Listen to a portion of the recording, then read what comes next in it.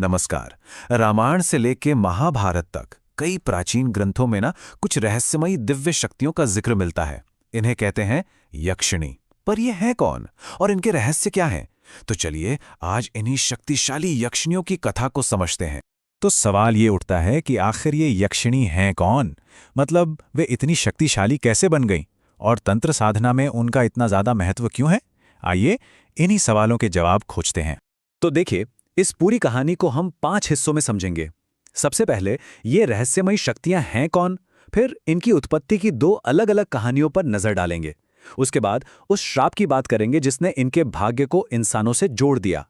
फिर साधक के खतरनाक रास्ते को देखेंगे और आखिर में इंसान और यक्षिणी के बीच के खास आध्यात्मिक रिश्ते को समझेंगे। तो शुरू करते हैं पहले खंड से, कथाओं के रहस्यमयी जीव। चलिए सबसे पहले ये समझते हैं कि ये दिव्य शक्तियां असल में हैं क्या। तो देखिए, यक्षिणियां एक तरह की दिव्य प्राणी हैं जो ना जादुई और मायावी शक्तियों में माहिर मानी जाती हैं। ऐसा कहते हैं कि वे ब्रह्मांड के कई लोकों में रहती हैं और उनके स्वामी हैं धन के देवता कुबेर। हाँ, राक्षसों की तरह उनके पास भी मायावी शक्तियां तो हैं, लेकिन वो स्वर्ग में भी रह सकती हैं। वैसे तो कहते हैं कि यक्षिणियों की संख्या अनंत है, लेकिन तंत्र साधना के जो ग्रंथ है ना, उनमें मुख्य रूप से 36 यक्षिणियों का ही जिक्र मिलता है। और इसमें भी एक दिलचस्प बात है कि इनमें से 4 यक्षिणियां इतनी ज्यादा रहस्यमयी हैं कि उनके बारे में कोई जानकारी ही नहीं मिलती।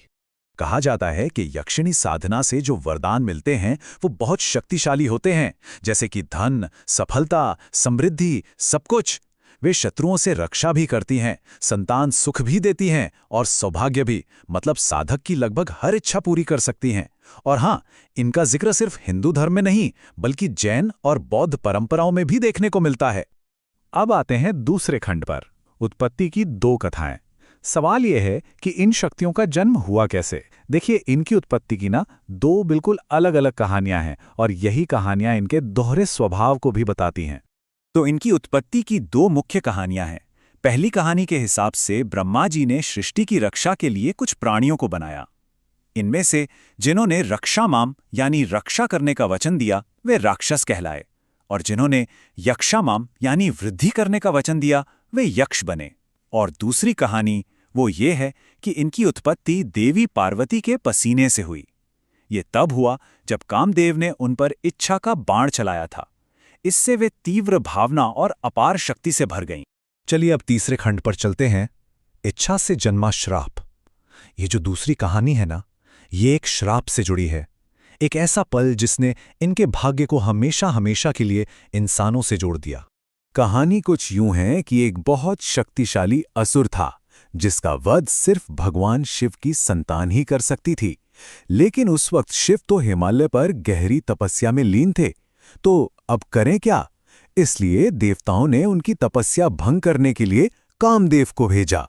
तो कामदेव ने अपना बाण सिर्फ भगवान शिव पर ही नहीं बल्कि देवी पार्वती पर भी चलाया।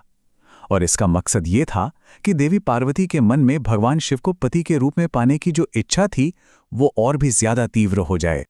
अब उस बाण के असर से देवी पार्वती के माथे पर पसीने की कुछ बूंदें उभर आईं, और ये बूंदें मामूली नहीं थीं, ये उस तीव्र इच्छा और भावना से भरी हुई थीं।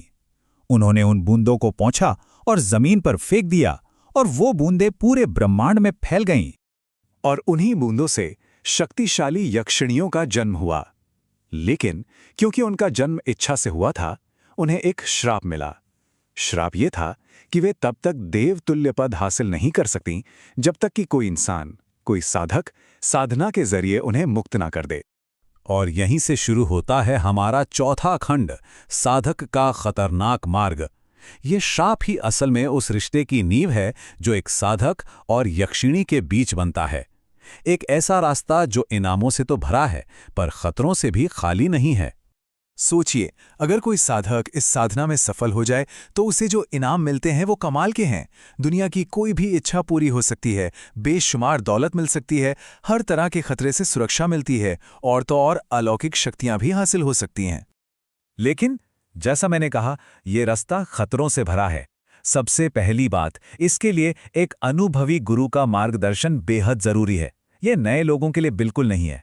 यक्षिणी साधक की बहुत कठिन परीक्षा लेती है और जरा सी भी गलती के भयानक अंजाम हो सकते हैं। मतलब अगर साधना फेल हुई तो इनाम की जगह सजा मिलती है। एक और खास बात, साधक यक्षिणी को किसी भी रूप में पूज सकता है, माँ के रूप में, बहन के रूप में या फिर पत्नी या प्रेमिका के रूप में। और वो जिस भी रिश्ते को चुनता है उन दोनों के बीच का रिश्ता वैसा ही बन जाता है और यक्षिणी भी उसी रूप में उसके साथ व्यवहार करती है। और अब हम आते हैं अपने आखिरी यानी 5वें खंड पर, आध्यात्मिक बंधन। ये सारी बातें हमें इंसाना और दिव्य शक्ति के बीच एक बहुत ही अनोखे, एक दूसरे पर निर्भर रिश्ते तक ले आती हैं। देखिए, ये रिश्ता ना पूरी तरह से लेन देन का है। साधक को चाहिए वरदान और शक्ति और यक्षिणी को चाहिए अपने श्राप से मुक्ति। साधना के जरिए दोनों को वो मिल जाता है जो उन्हें चाहिए। तो इसका मतलब ये हुआ कि यक्षिणियां एक ही समय पर दिव्य सहायक भी हैं और साधक के आध्यात्मिक संकल्प की एक बहुत कठिन परीक्षक भी। वो इच्छाएं जरूर पूरी करती हैं, लेकिन बदले में साधक के अटूट समर्पण और एकाग्रता की परीक्षा भी लेती हैं। तो आखिर में सवाल यही रह जाता है, यक्षिणी के साथ ये रिश्ता एक आध्यात्मिक बंधन है या फिर एक खतरनाक सौदा?